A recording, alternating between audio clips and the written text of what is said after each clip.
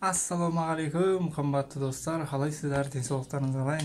Аман есен, коронавирустан амансыздар ма? Денсаулықтарыңыз қалай? Жалпы коронавирус деп басқарып кетті негізі. Соған орай үйде де ішіпсті. Жалпы мен біраз видеолар салғам негізі. Өзімнің өлең айтқандарымды әншілерге реакция салғам, бірақ не істемеді, өнбеді, теріс пікірлері болды. Жалпы өзімнің блогер емеспін енді жалпы. Сондай бір мақсатқа жетсем деген ой болды. Мына камераның алдында өз-өзімді ұстауым бәрі әлі төмен деңгейде. Мен де сол себепті теріс пікір емес, маған мотивациялық пікірлер жасаңыздар деп ойлаймын. Өйткені менің арман емес, енді осындай неге жеткім келеді. Осы блогерлердің деңгейіне өз-өзімді камераның алдында еркін ұстау деген сияқты сондай өзімде мақсат сондай бар да. Сол себепті маған теріс пікір жазбай, жақсылап қолдап, лайктарыңызды басып, барынша достарыңызбен бөлісіп отырсаңыздар маған сол тиімдірек. Және де бүгін енді жалпы ендігі бастайтын неміз футбол жайында болады. Жалпы өзім Мадридтік Реалдың фанатымын. Соның ішінде осы бір жылдың ішінде жақсы өз-өзін основной составқа іліндірген ойыншы бар. Менің де өзімнің көңілмен шығады. Федерико Вальверде деген. Сол ойыншыға бүгін кішігірім реакция жасасам деп отырмын. 2019-2020 жылғы видеосы бар екен. Соны бірге отырып тамашалайық. Федерико Вальверде.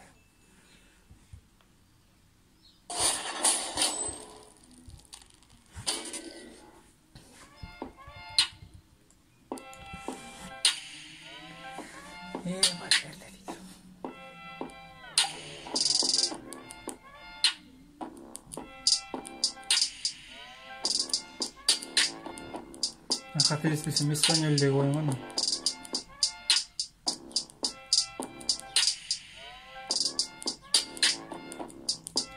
Жалпы кездестім негізі. Вальверде сәл жел аяқ ойыншы негізі. Аяқтарының ортасы деген қаттасып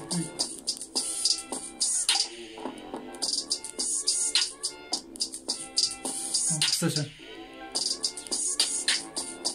Мен ойынша Гарет Бейлден де қатты жүгіреді ол. Негізі деп ойлаймын. Жақсы ашылады одан кейін қарап.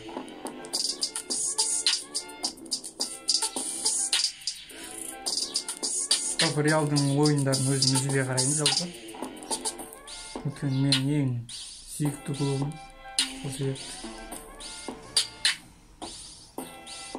Не деген спорт. До конца ойнайды одан кейін бір рет алатын деп.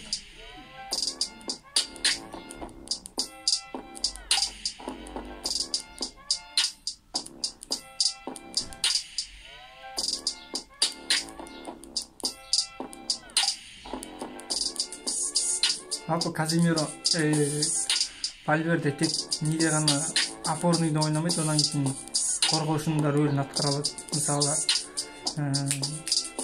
қай ойында бір Барселонамен ойнаған ойында қателеспесем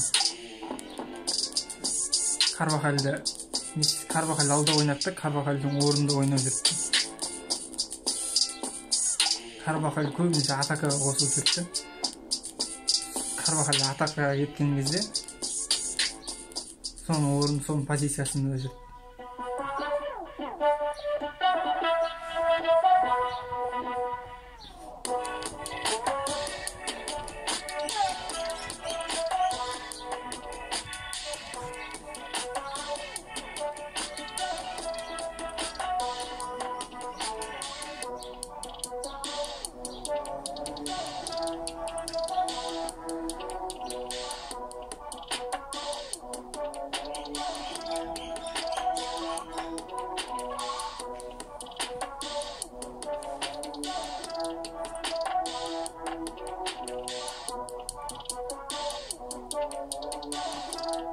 Жалпы осы реакциядан кейін өзім жалпы Месси туралы түсіргім келеді. Жалпы не істемеппін.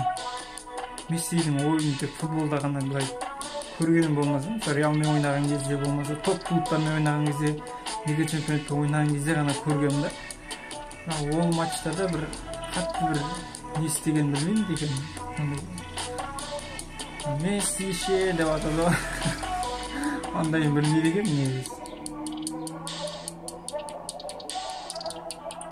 Енді бұрынғы ойындарында енді айтуға болады, Месси енді таза жақсы ойнаған кездерін айтуға болады. Бірақ данный момент Мессиға Иньестамен Хави жетіспейтін сияқты. Білмеймін, мен өзім ойым ғой. Сіздер қалай ойлайсыздар оны? Өздеріңіз шешесіздер. Мен ойым сондай еді. Өйткені Месси үлкен команда, үлкен матчта мен ойым жоғалып қалатын жоқ. Бірақ Мессиді қойғызшы, бүгінгі тақырып Вальверде туралы ғой.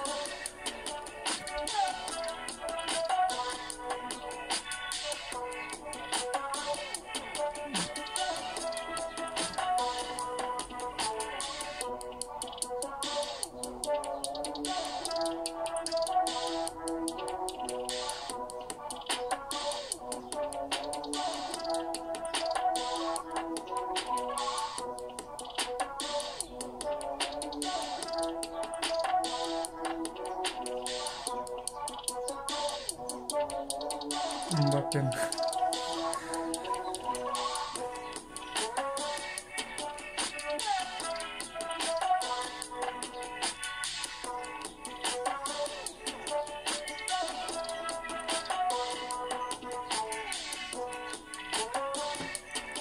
Короткий пастары, замақтары шындайлары жақсы. Дальний пастарын көп бере бермейді жалпы. Бірақ короткий пастармен күшті ойнайды.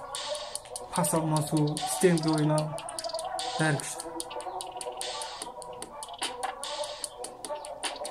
Қазір осы жерде сол видеосы болса дұрыс болар еді негізі.